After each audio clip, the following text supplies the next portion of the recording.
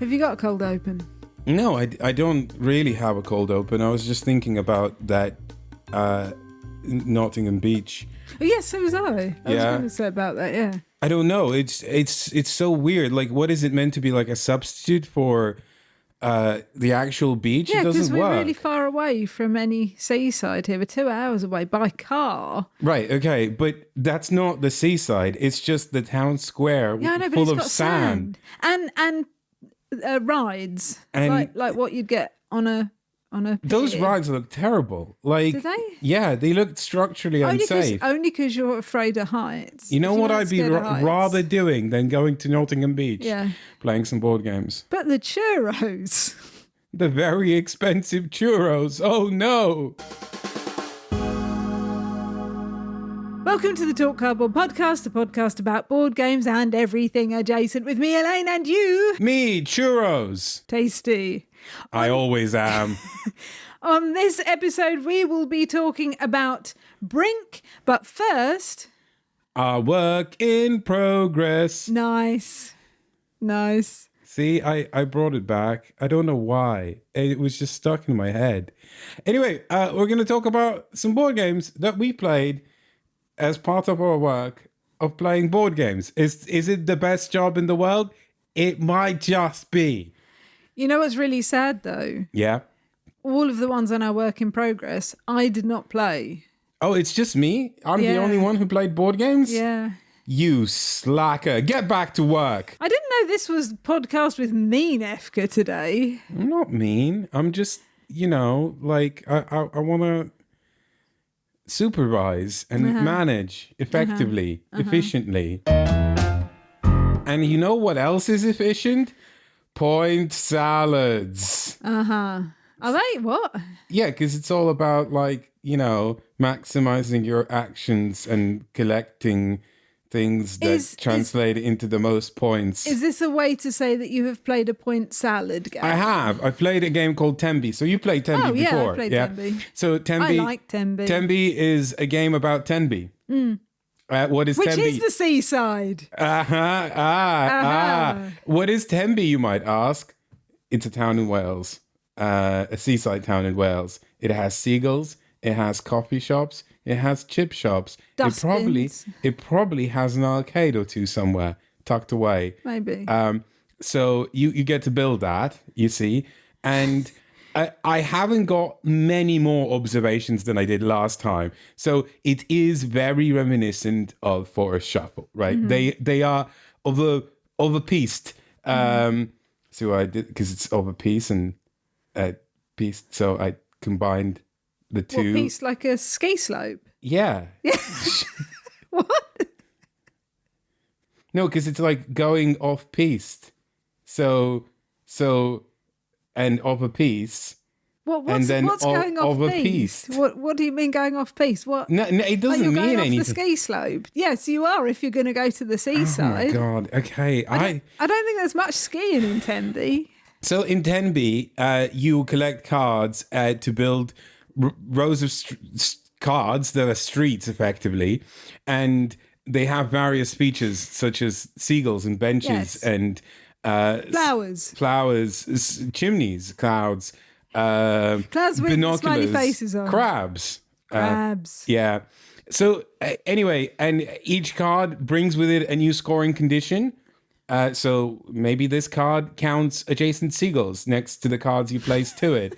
And so then you want to place a card with seagulls. But this card now rewards you for having commercial buildings next to it. So you I want to, and it keeps going and going and going. So it didn't play. There are like so many different rules variants in Tenby. There's like 6 different rule sets for family games that use the same components but are not the same game. We didn't play any of those. Just played Tenby. We didn't play with many extra stuff found in the expansion that released day one, but we did play with a couple of Kickstarter extras, which was like end of game goals that you win if you have the most of like buildings with hearts, or you win 10 points if you have like the longest street or something like that, right? So we played with that, and we played with also another little element, which is the player who's last in turn order gets this bonus card that they can then later spend on like an upgrade.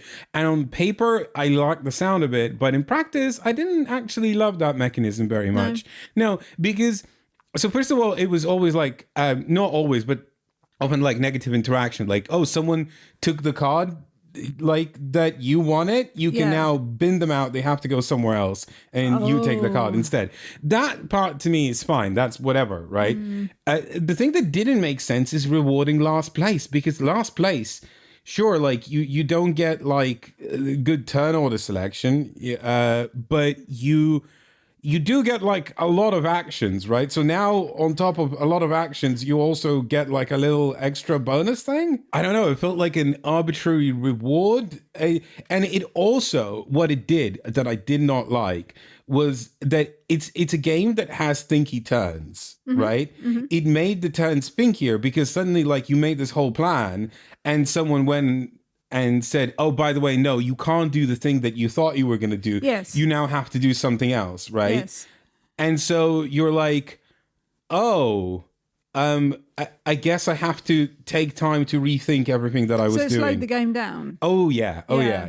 I did not like that particular element of the game. The end of the game scoring thing was fine. How did it compare at 4 to 2? I played it at 3. 3. Oh, then how did it compare at 3 to 2? I mean, it's the same game. It just takes a little bit longer. Yeah. You know, obviously the card row where like you're selecting the buildings from. Yes, that is, you know, a little bit bigger, but it's pretty much the same thing where it's like, if you're not going first, most of the good stuff is gone, right? But you're still getting value because, you know, you can take cards off the top, or you can spend those little life rafts to, you know, bring out boys, new, life boys to bring out new cards. It was, you know, it was the same impression I had last time. Okay. Reminiscent of Forest Shuffle, maybe not quite as sharp as Forest Shuffle, you know. But still a fun time. Yeah, still a very fun time. Talking of the same mechanism where like you draft piles of things and then the further you are in turn order, the better the thing. I played Railroad Tiles again. Nice. And I said next time we're talking about this, I'm going to talk about Railroad Tiles with expansions added it. Have not played with any of the expansions. Just played Railroad Tiles. Still reliably a good time. Everyone on the table remarked, I like this better than Railroad Inc. Really? Yeah, really. So same conclusion as me. Yeah. It is a better, more fun game. And I still recommend like just getting the base game and then sussing out maybe an expansion or two that you want rather than buying the deluxe box. Because my God, carrying the deluxe box was a hassle with me. And then the second thing, right? As soon as I took it out, people looked at the size of that box and went, I see. "Oh, Yes. that's what are we playing here?" And I'm like, "No, chillax. This is like This has 15 different versions. yeah. This is light as a feather. Don't worry, you know." Yeah, like I see. Yeah, I guess when something is in a giant box, it automatically gives you the idea that this is going to be an incredibly long, heavy, difficult game. Exactly, It's not right? going to be a fun, light thing that you're going to want to play at the end of the evening. Yeah, no, I'm just now fully convinced that deluxe boxes are cursed. Oh, yeah? Absolutely cursed. I mean, it's a bargain, I guess, if you want everything, right? But And it fits on the shelf nicely. yeah, it does, and takes up a lot of shelves. I don't know. I just, not sold on this whole concept. But Railroad Tiles still very good, still better than Railroad Inc. And you said it was £30? £35 for the base game, which I feel like is, you know, about the same level as Cascadia or whatever. Yeah, I think that's a good value for the amount of game that you get out of it. Yeah, if you do enjoy games like Cascadia, this is definitely one to watch out for. It's very good. I really liked it. It's just a really, like, the art is beautiful. You know, it's fun to make this like puzzle, watch this puzzle evolve of the thing that you're building. And, you know, it went so bad for me as well. Like, it went completely pear-shaped. My city was not functioning. I had maybe 18 different loose ends or something like that. You know how you get points for the biggest rectangle? My rectangle was 8 tiles. That's it. 2x4.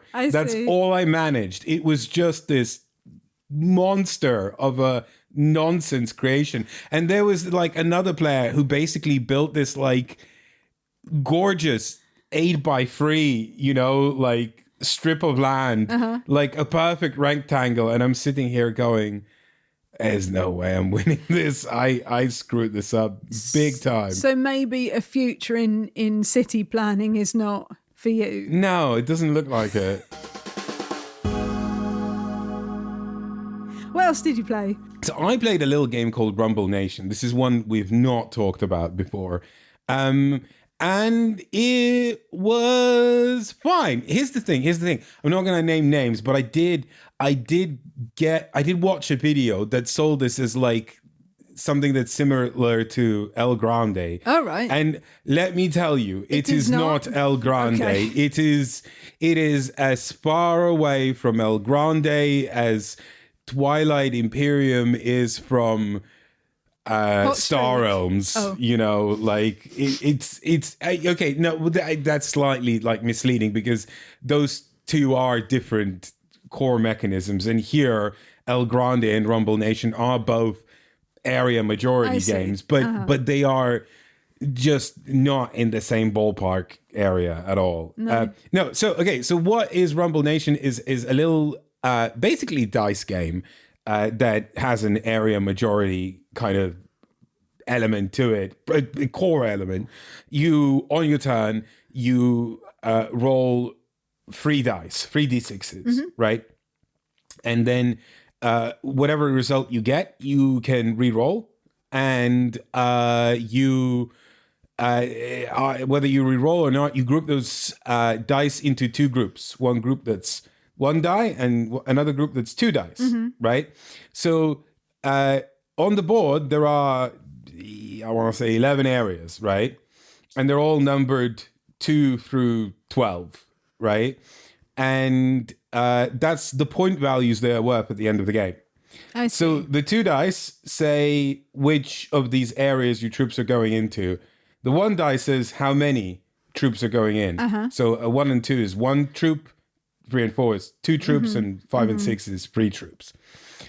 That's sort of almost the game, right? The only thing that's different, like the only alternative that exists, is that you can, instead of rolling dice, take a card. There are only as many cards as there are players, and you only get to take 1 card per the entire game. Oh. So the way that played out in our game is that nobody took cards. But because as soon as someone runs out of troops, right, that stops everyone being able to take cards.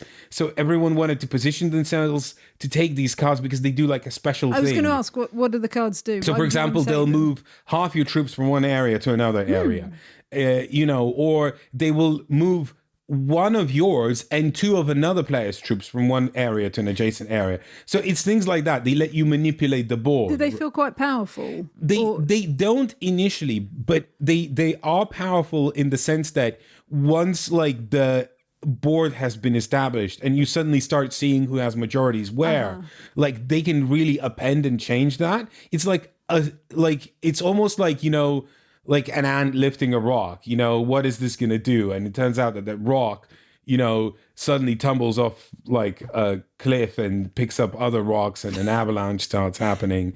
It crushes an entire town, Oh. No, don't worry. Everyone's safe. They evacuated.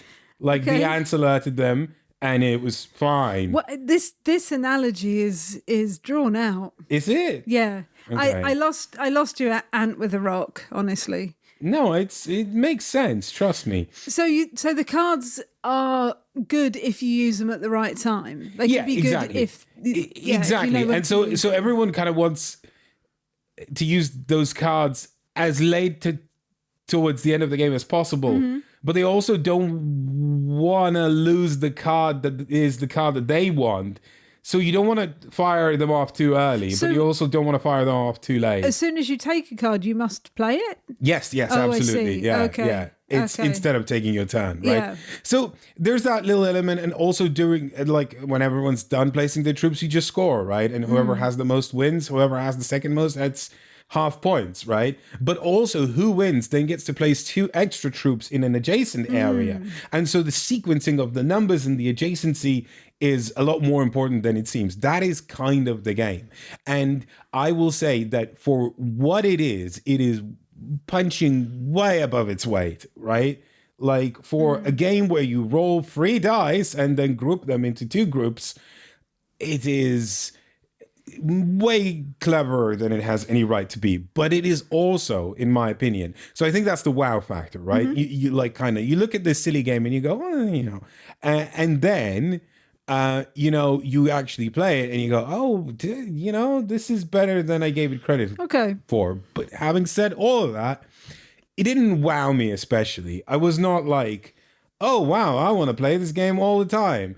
Because it still was like, well, I am rolling 3 dice and putting them into 2 groups. It didn't have a hook, and maybe it was my expectations, like, because I did see this compared to El Grande, and I'm like, this is not El Grande. When you very, very first started explaining it and you said it was a dice game, I couldn't quite picture it, and I'm not sure I can. Now, what is it like thematically? What is the setting? Because you mentioned dice, you mentioned troops, like, and it mentioned area control, like. The setting is that, like, you're sending out samurai into regions of Japan. Right. Okay. Right. Like, okay. That is sort of it. And I didn't love the font that they used for this. So this is a game designed by Japanese designers, but it is this edition is released by Asmodee, right? And they used like a font that, like you can kind of, I don't know. It is like whatever is the Japanese version of the wonton font, right? And that's whatever, but also like it's illegible, right? Oh, is it? Yeah. So there are like these daimyos, which is like a variant that give you like special abilities and stuff like that. I just can't read those cards. I don't know. They're Oh, like, that's irritating. yeah, like they are very non-functional, and so that's a thing that frustrated me. Why do you think they added that in, just for sort of thematic purposes? What, the font? Yeah. Yeah, definitely. Yeah. To make it feel more medieval Japan. I don't understand why that's necessary when it takes away from actually being able to play the game. Like, have all the artwork you like, do whatever you like with the pictures. I mean, the game doesn't look bad. The cover is nice, know. Yeah, but even so. Yeah. To have something that takes away from the actual playability of the game is a little frustrating. I didn't love that choice. But it's cheap. Like I said, it does punch up its weight. It is a nice time. But I don't know if I just want to spend 45 minutes rolling dice and literally just, grouping some outcomes. I think I had more fun out of like Sausage Sizzle or something like that, doing that kind of thing, because it's sillier, right? And it lends itself to like a silly activity better, right? Whereas this is like a silly mechanism but implemented in a clever game, if that makes sense. So it's a decent game but takes itself a little bit too seriously. Yeah, I guess so. Just like us. The other game you played, I was quite jealous because I've not played it yet and I really want to hear what it's like. Winter Rabbit. I wish I had something very definitive to say, but so far puzzlement and intrigue. Ooh.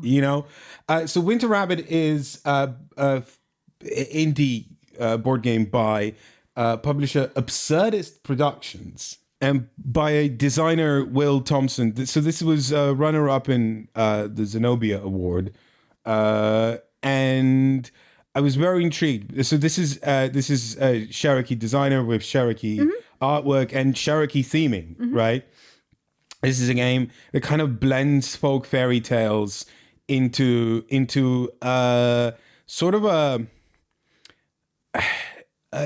I don't want to like ascribe a genre to this because it doesn't specifically relate to any genre. I guess the closest is like resource conversion if we're trying to be very mechanical here.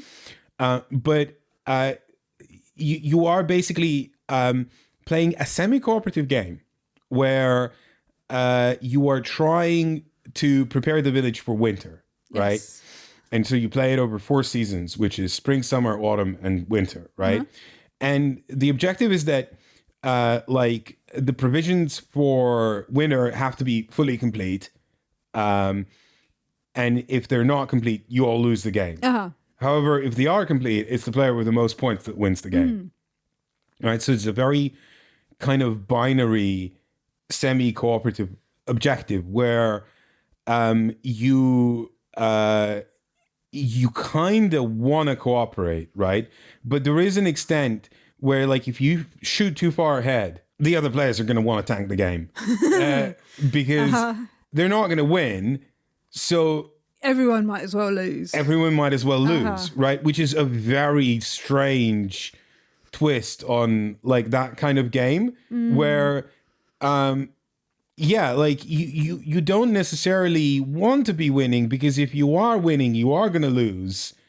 But you want to stay kind of in line with everyone and then shoot out at the end. Now, the way it works is also quite strange. Basically, you're pulling out these chits from a bag and you're putting them face down on resource collection spots. When a spot is full of chits, they all get flipped face up, and then everyone makes that resource. But whoever's chit is there also gets an additional resource. Unless, of course, you pull the rabbit, in which case nobody gets resources and all the resources go into the winter rabbit burrow.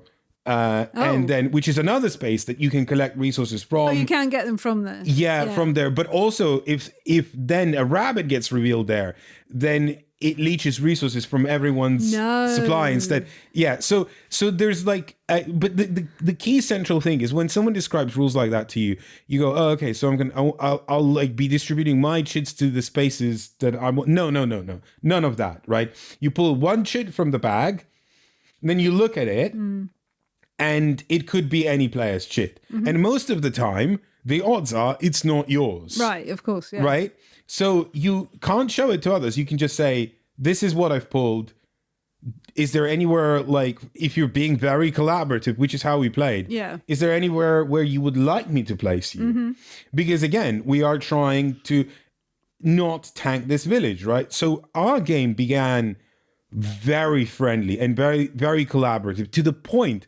So there's cards that give you like special abilities and stuff like that, where people were announcing what their plans were. Because if you collaborate, there is a good chance that, you know, the village is not going to tank. You're going to make enough resources. Everything's going to be fine. But as soon as that falls apart, like the game is very different. Everyone was very intrigued by this, but the game did go wonky at the end, where I did shoot ahead. Yeah. But because we were in that very collaborative zone, it took like too long for people to break that. I see. Mentality and kind of try to tank the game. And so I won without difficulty, and the village building element also happened without difficulty because everyone gets rewarded for supplying the village. You get like points, and everyone wants points, so you want to do that, right? So it was strange. I definitely like to play it again, and I like to play it with the people I played it with. I wonder if our approach would be very different. But knowing what you know, having played it before. Yeah, exactly. Yeah. The other element I'll just quickly shout out. There are these story cards, which are like sometimes one-time effects, sometimes like global effects that affect everyone. And what's nice is that there were just like a lot of little stories, you know, like Cherokee stories, and everyone wanted to always read them out. Oh, that's lovely. Yeah, that is lovely. Sometimes the stories were not very good because like the card just couldn't fit a lot. And so it's like, it wasn't like, this felt too abbreviated, right? Did they make you feel like you wanted to explore more about those stories? Yeah, definitely. Yeah. Some did. Not all of them, but some did. So that was pretty neat. Did you come across any stories that you had already experienced a version of either? Yeah, so like there was the hare and the tortoise story, but it was different, right? Yeah, right. Oh, that's neat. Yeah. That's very neat. I am really looking forward to playing this whenever we play it again. I think you should try it. It is not like anything else I played before. Yeah, it sounds like it. It really sounds like it. I think that makes it already pretty cool. We had a fair few emails about Vantage because if you haven't listened to the podcast in which we talked about Vantage, we didn't see it in the best light. And we did say we wanted to come back to it and try again, but we didn't have an overall good impression after playing it a couple of times. So Samuel writes, "Hi Elaine and Efka, I really love your channel and podcast. You mentioned your first 2 plays of Vantage in your most recent podcast and how they fell flat and the actions seemed arbitrary or, as you say, poodling. The independent Vantages seemed pointless, the outcome to actions were unpredictable and therefore meaningless, etc. I just wanted to encourage you to keep giving it a chance. My initial plays were rocky and I was really unsure if I liked the game or not, but persistence really paid off. I was a genuine foreigner who, with repeated visits, was able to learn the language, the culture, the systems, not just to be able to do what I wanted to do, but also access the larger ideas and stories the game was trying to offer. While super hyped, I don't know that the marketing for this game has really captured all the game contains and all that it's trying to do. Likely that opacity was on purpose as the game is at its core exploration/discovery, but for me the experience has been grander and richer than I expected, but only through empathic persistence. And when it began to open, my God, did it open. I hope you lend it a chance and an open mind to see if you can connect." Well, I that sounds very definitive about like our impression of it. I don't think it was that strong. I don't think we were that down on it. I think maybe we gave the impression, because I think we said a lot of negative things we'd found about the game, because that was the strongest impressions that we got. But I feel like, and we voiced this, we were always cognizant that that's just because we were dipping our toes in. Yeah, and the majority of the emails actually that we got say you just need to give it another chance, because I felt the same way. I mean, yeah, it gets good in season 3, right? It gets good in season 3. Yeah, sure. I kind of got that impression. We also have an email from Mateusz. They say, "I was really interested when Efka recently mentioned his ADHD, as it got me thinking about the role of neurodivergence in our hobby. As someone who is autistic with a wife who has ADHD, we've always found great pleasure in board game gatherings, even crowded conventions, though less so as we get older. We've even seen how this environment has helped friends in our gaming groups recognise and explore their own neurodivergence. This leads me to a question for you both. Have you noticed that board gaming seems to be a social situation where neurodivergent people can particularly thrive?" Then they give their own theory about it, but they want to hear what we have to say first. I think is this a question for you? Sure. So I don't know how authoritatively I want to speak on this in public, you know? This is one of those moments where you have to put a disclaimer saying this is not mental health advice, right? But I think, if, like they say, right, if you've met one person with ADHD, you've met one person with ADHD. That's a pretty common phrase. So I think most people realise that this is one person's perspective. I literally, the last time I went to a board game gathering, which was just last week, the conversation immediately fell in with another person about how we're both neurodivergent and how the hobby seems, this is not my words, the hobby seems to attract people with neurodivergence. That's funny. So anecdotally, yeah, I guess there is something to that. But I appreciate the question. I'm going to cop out of it because I just don't think I have the authority to speak just because I have ADHD. I don't have any kind of authority to speak for neurodivergent groups and their relation to the hobby. I think there are people who understand it much better than I do, and I'll leave it to them. But anecdotally, I will say, yeah, I see a lot of it, and it does seem to, attract more people with neurodivergence than some other social gatherings. Do you feel then, as a person with ADHD, that board games or board game social gatherings do something that other gatherings don't? Like they help in some way that other gatherings don't? No, I suspect that is more a quality of board games being the appealing part itself rather than the gatherings part. Do you know what I mean?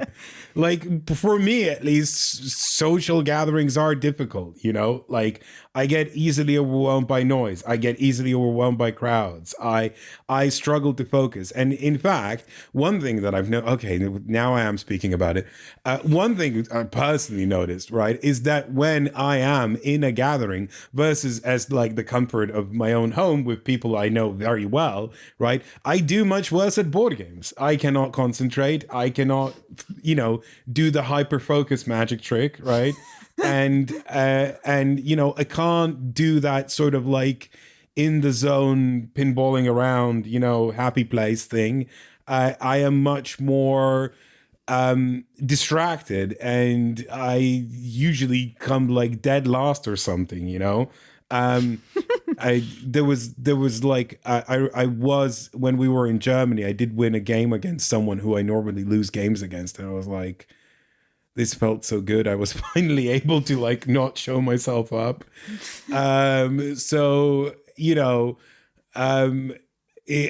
definitely, at least for me, I don't think it's the gathering part. I think it's the board games part. Thank you so much for your questions. If you have anything to say to us about the games we speak about in this episode or anything else at all, email me, elaine@nopunincluded.com.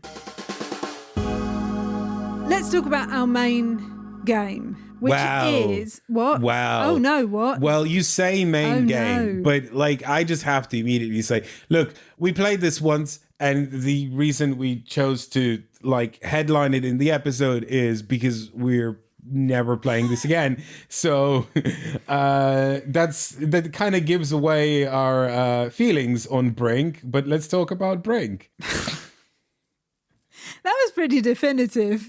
I think, okay, so that I know that sounds very bad. And in some ways, I guess it is a negative verdict, right? I don't think the game is that bad, right? I just don't want to play it. If you don't think it's that bad, why did you say after we finished, this game can get in the bin? I didn't say that. You just made that up. Yes, I did. I'm sorry. Tell us about Brink. So Brink is the next installation in the Moonraker series, which is or like the next installation in the Moonraker universe, which is a board game universe that is created by a publishing house called IV Games, or 4 Games. We don't know. Nobody knows. I don't think anybody really knows, and it's fine. We don't have to know. So Brink is, so if you played Moonrakers, Brink is not really like Moonrakers, but it has the same artwork as Moonrakers and the same setting, the same style of artwork is what I wanted to say. Yeah. And but whereas Moonrakers was a deck building game, competitive deck building game with a trading element, this is a hexagon map resource conversion game with a trading element. Now, where it falls down for me, like immediately, I mean Faceplants itself, right, is the trading element, because I love trading in games. Sorry, I can't remember. What's your game what's that game you like with the trading? You barely ever mention it, so I can't remember. Okay, we will compare this to Sidereal Confluence, inevitably, the best game of all time. But and it does, because it does actually borrow a design element from Sidereal Confluence. It shares a mechanism. And predictably, I will say that Sidereal Confluence does that mechanism much, much better, right? So here's the broad scope of the game. You have a map, it has hexagons. These hexagons have 2 elements. They have resources you're going to collect and actions you're going to do. There are 4 actions in the game, and most of them are like buy this card or get this card or play this card, and then there's another one like that lets you upgrade your ships. What are your ships? They're your workers that you send to these hexagons, And then they do the actions. You have free ships, as in free workers, and there are free rounds. So you will basically be placing 9 things to do actions in the entire game, right? The ships are of 3 varieties. There's a 1-size ship, 2-size ship, and a 3-size ship. So the 1-size ship is a little circly dude. You place this little dude on a hexagon, and then you do what the hexagon says. Little circly dude. Yeah, a little circly dude, right? It looks like a flying saucer. It does, yeah. And then you have a bigger dude, like a little oblong dude. We were just talking about before we started recording the podcast about how much you hate the word oblong, it's such a and I gross made it my word. mission to work it in this boy, episode, okay, and thanks. we got there. We got there, Elaine. Free cheers for Rufka, yay! Why don't you just add in monkeys and animals in clothes as well to completely gross just me out wait this till the episode where we cover primates. Oh, yeah. Do you know what? Sorry, I'm going to tell the podcast listeners this because I think it's important, because this is the level of dedication I have to my job, right? I have had a fear of all primates really for as long as I can remember. Not like a massive fear, but I don't like to see them at the zoo. I don't like to see them If in Elaine pictures. unexpectedly sees a monkey, she goes, "Ah," and covers her face. This is true. This is a true. thing. I don't know where it came from. I don't know why. I don't remember any kind of experience I had with some kind of primate. So, it's been a thing. And I decided this year, my kind of New Year's resolution was to try and work through that.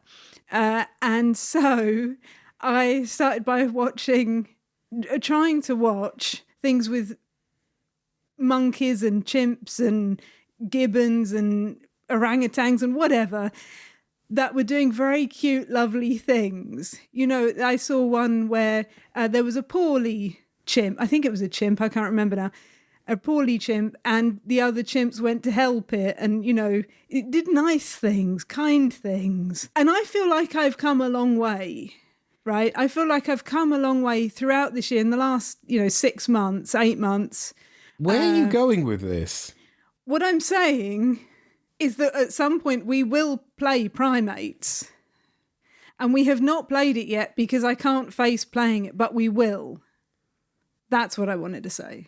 Okay. Anyway, continue. I look forward to this day. Oblongs. Yes, oblongs. So yeah, back to the game we were covering.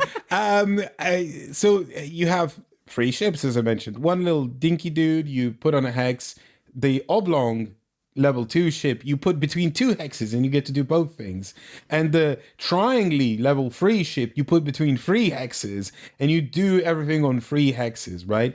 But here's the thing, there is another element of a hex that I've neglected to mention, and that is power, right? So each hex has a border, and the border is a color, and the color denotes a faction.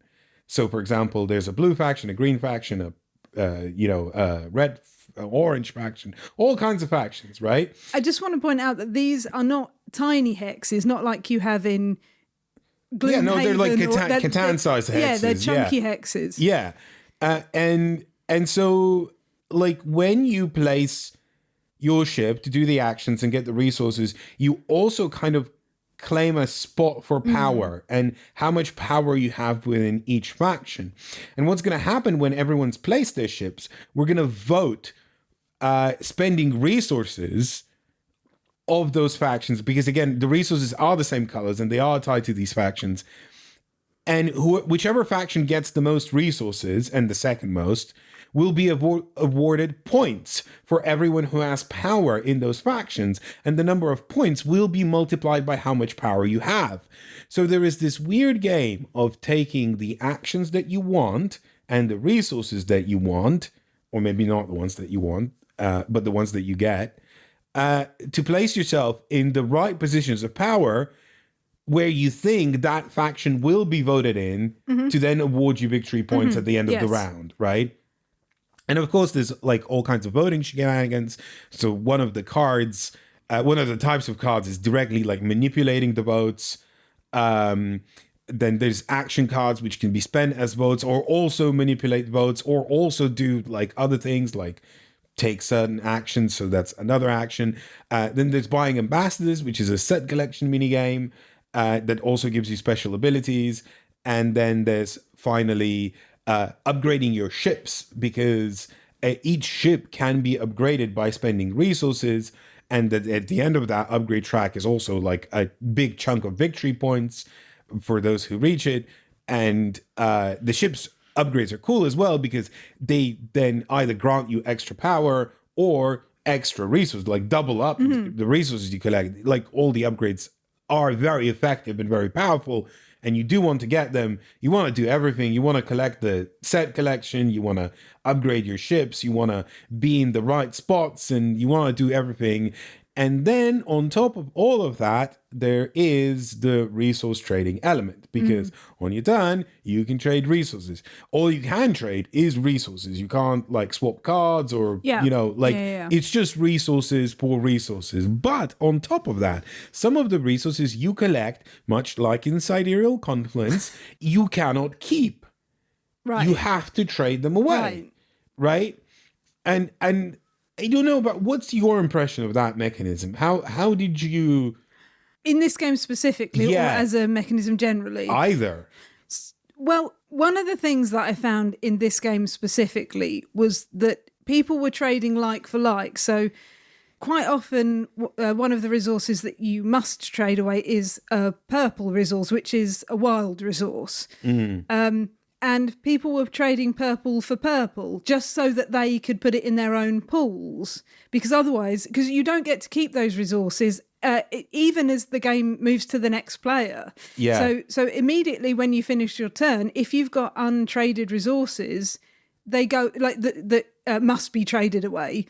They go away. It was a very weird element of the game, because as multiple times every player on the table denoted, this is not a trade that benefits me. Yeah. But I am doing it with you anyway. Yeah. And the reason people were doing that is because they clocked on very quickly that if they do this poor trade, people will do that poor trade back for them. Yeah. Right? Because the purple resource, which is the wild resource, which is the best resource, because it also like is extra votes. Yes. I think it's 2 rather than 1. Yes. Right?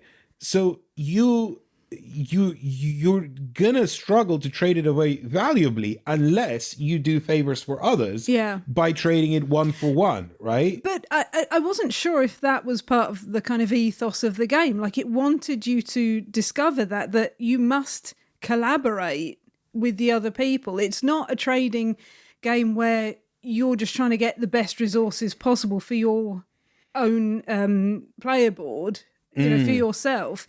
It's that okay, so because also the way that you upgrade the ships was different for every player. So we didn't all need the same resources to upgrade our ships at the same time.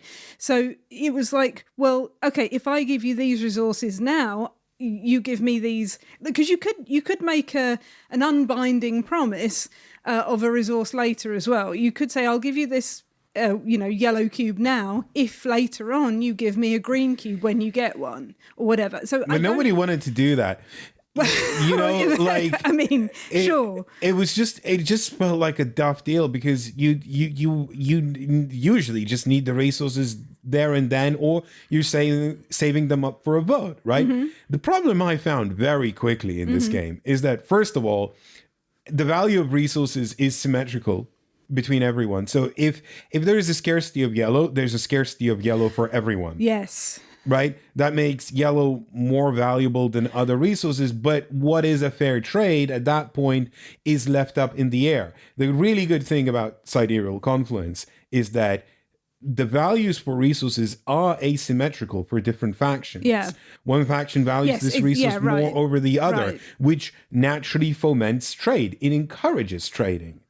But what irritated me about that more was that the resource scarcity was almost engineered, because what you haven't mentioned is that as well as having these tiles, you have blank spaces on the board, and you can go to these blank spaces, undiscovered space, and you then discover it, and that might have other resources on it or other things to do on it. So if you don't have all the tiles on the board, or depending on which tiles come out, that will dictate the scarcity of each resource. So in our game, green was incredibly rare because there was one tile for the majority of the game that had a green resource generator on it. And that was a little bit irritating because whereas in Sidereal Confluence, it's hard to say, generally someone has the resources that you want and someone else might have a resource that you have and they want. What did I, no, that was higgledy-piggledy, but you know what I mean. Yeah. Whereas in this, you're right, you know, if yellow was scarce for you, it was scarce for everyone. And then no one wanted to trade it because yellow is valuable. So why would I give up my valuable resource, right? The problem with Brink for me as a trading game, right? Forget all the other mechanisms for now. As a trading game, is that if there wasn't that mechanism that said you get resources that you have to trade away, right? Is that nobody would trade. Well, maybe they would trade. But most of the time, there isn't an incentive of trading, right? I did trade away things that I didn't have to. Because, you know, people were saying, has anyone got X, Y, Z? You know, has anyone got green? Has anyone got blue? Yes, I have. What will you give me for it? Sure. It happened from time to time, but it wasn't very organic. And it did happen rarely. Whereas in Sidereal Confluence, like you are, if that mechanism of like, oh yeah, I also get donations, so I have to give these resources away. If that mechanism didn't exist, everyone would be trading in Sidereal Confluence still left, right, and center. Because I think my theory is because the value of resources is asymmetrical, but also the value of resources is codified, right? The game gives you a cheat sheet and says like, two, three small cubes are worth two big cubes, are worth one octagon, are worth X victory points, it tells right? you what they're worth. Whereas this game makes you decide what things are worth. Exactly, right? So it is, I think, a major disincentivizer of trade. If nobody knows the value of what it is that they are trading, they have to decide the value. But like that requires a scrutiny of the game that is opaque to first-time players. Well, I was going to say, is that just part of the game that you are supposed to come up with that yourself as to what things are? What's weird? Sure, but then again, it is tied to artificial resource scarcity, which is, you know, different between different games. And I'm just not saying that is either good or bad. I'm just saying that trading is an environment that needs to be fostered, right? It doesn't happen organically just because there are rules for trading, or more specifically, there are rules that force trading. Yeah. Right? You need to create a play space that encourages it. And then the fun of trading emerges. Brink fundamentally neglects that. After playing Sidereal Confluence, the restriction that this game gives you that you cannot trade anything but cubes did feel like a restriction. It felt restrictive is what I mean. You know, like there were times when I thought, well, you know, I would actually trade this card away that I got that gives you points for each resource of this colour at the end of the game. If you could give me the cubes that I need right now so that I can upgrade my ships, like I would have done that. And instead I was going, well, I've got nothing really that I can give you, but I really, really need that resource. So maybe I could promise you, like, I don't know. That felt very stilted in our game, I think. And obviously, you know, I'm not a designer. I did not play test this game. Maybe that would completely break this game. I've no idea. But after playing something that was so free and open like that, to then have a game where, yeah, like you're saying, you know, trading feels forced almost sometimes. It did kind of knock it down a peg for me. And I do want to acknowledge that we both understand that we are comparing two very different games. Yes. Oh yeah. Right. Like, but there is that moment where like you've seen it done right. And then you compare it to this and you go, I don't know if I want that, right? Now, having said that, I thought it was better than Moonrakers, right? For whatever that's worth to people. I felt like the trade was more realized, even with these kind of, forced mechanisms. It happened more. I feel it was more exciting than Moonrakers. It was quite exciting. We were all shouting around the table at times, yeah. Right, yeah, because there are moments of revelation where you flip a tile and go, oh my God, I can't believe I'm getting this all of a sudden. So that was nice. And I liked the upgrading of the ship because it introduced cool abilities. The action cards, that's not a mechanism that's new to any game, but I thought some of them were pretty nifty and they worked well. The rider cards that altered the vote felt very circumstantial and oftentimes not deployed because the value of doing that versus doing something else was dubious. The weird thing about the rider cards too was that at the first round, everyone was trying to get them to sway the vote in some way. And then second and third rounds, we almost didn't care about them that much. Yeah, because we felt like that the impact that they provided was... in that first round, yeah. It was not worth the effort because you don't want to play rider cards at the beginning of the round because you don't know where the power positions are going to fall down, right? Because it all depends on where people place their pieces. And that kind of creates, and that's a mechanism I really like, that sort of building interest in swaying in one direction or another as the game progresses, which makes you reprioritize what actions you want to take versus where you want to place yourself, right? I thought that was very clever and a cool mechanism and really well executed.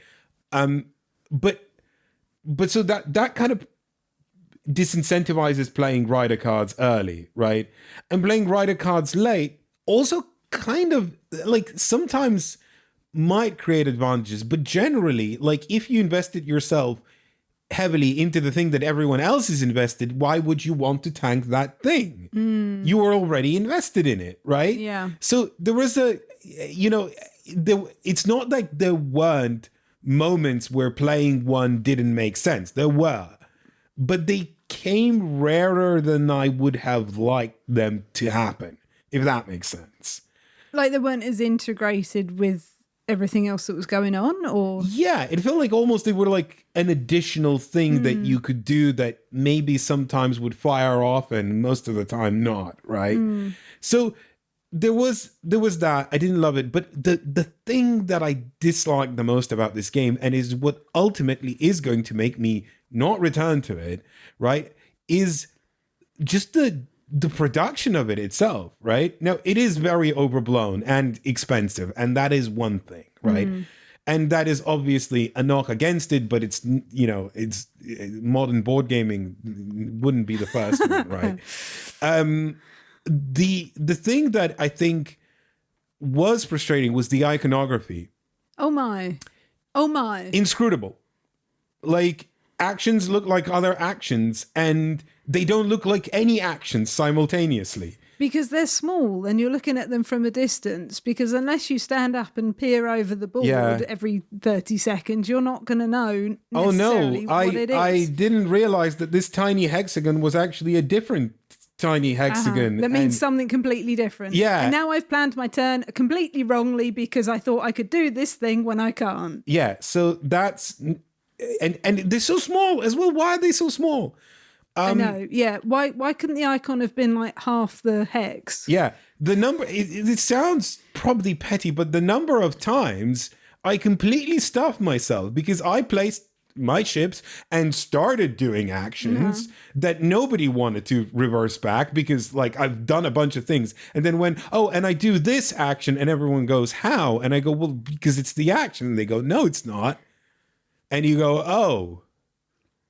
oh no. Yeah, I want to come back to that, but while we're kind of on that, I want to say something I did like about the game, which was the way that the actions actually worked. So with your tiny ship, it had to go in the middle of a hex, and you got the action that was on that hex.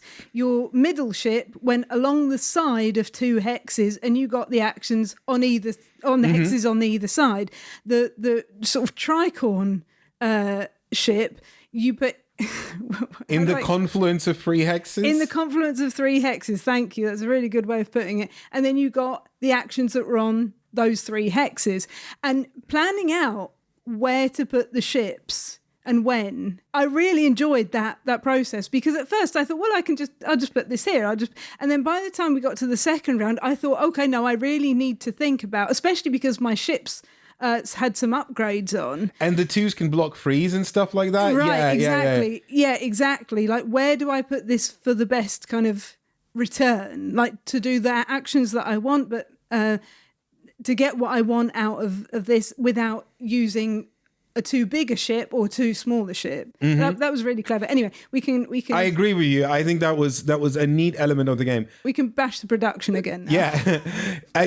The other sin is these giant screens that you have over your player board, so your resources are meant to be unseen. So there's two elements here. There's this little extra tray that you're meant to put your little cubes, like, that you're going to vote for at the end of the round. There's a cardboard strip that goes over your tray. Yeah, that covers up the resources that you have, and then you don't actually see yourself how many resources you have. Infuriating. But behind this screen, you place your donations, right? I am not kidding you. Twice in the game, I have placed those donations behind the screen, which I cannot see, continued on with my round thinking, oh yeah, and at the end of the round, I will trade these away with other people. Forgot that they're there because, again, I cannot see them, right? And then as soon as you pass, those resources go away. So you go, and I'm done. And then another player starts taking actions, and somewhere midway through their actions, someone goes, wait, you still have donations in there. Yeah. Yeah, and we all No, did you that. don't. They're gone. None of the things you are saying were unique to you. Everyone went, okay, I'm going to do this action, and the other players went, no, you can't. And everyone went, okay, I'm done with my turn. And then, hang on, I've still got donations. So it was something that we all struggled with cursed. a little bit. It was absolutely cursed. I just based on that alone, I don't want to play this game anymore, right? Because it was frustrating. Like, and not just because it was, it is poorly thought out. I think the extra sting there is that it's poorly thought out for a very blinged out production, right? And for some reason, that makes me feel salty. I don't know why, but it does. There is a bias there that I cannot get rid of, and I'm sorry, but like, it's annoying. It's frustrating that it's like that, because it makes the game more expensive and less functional. And I just don't want that. Like, I want pretty games, right? I like it when games are pretty. I just don't like it when, like, they start kind of, making frustrating design decisions that, and by design I mean production, that make the game more frustrating to play. Like that, I don't know. I don't like it. I'm sorry. I'm a grouchy old man, but I don't like it. And yeah, I don't know. Like, I didn't feel like the juice at the end of the day because of that, because of the weird production, and because of the bad iconography, and because of the sort of trading that is not the kind of trading that I enjoy in games, that it felt like kind of tacked on. I just don't want to return to it. And the final thing that I did not like is the game comes with a comic book, and I read through the comic book and I didn't like it. That's it. That's all I'm gonna say. I didn't like the comic book. It was not a good comic book. That is all the games that we have for this episode. Thank you so much for listening. And with that, why don't you say goodbye, Efka? I won't. There's a Patreon bonus episode on Fate of the Fellowship, which is the new Lord of the Rings pandemic game by Matt Leacock. If that sounds good and or bad, you might want to hear our words on it. But for that, you have to become a member of our Patreon. Patreon.com/NoPunIncluded. Goodbye, Efka. Goodbye, Efka.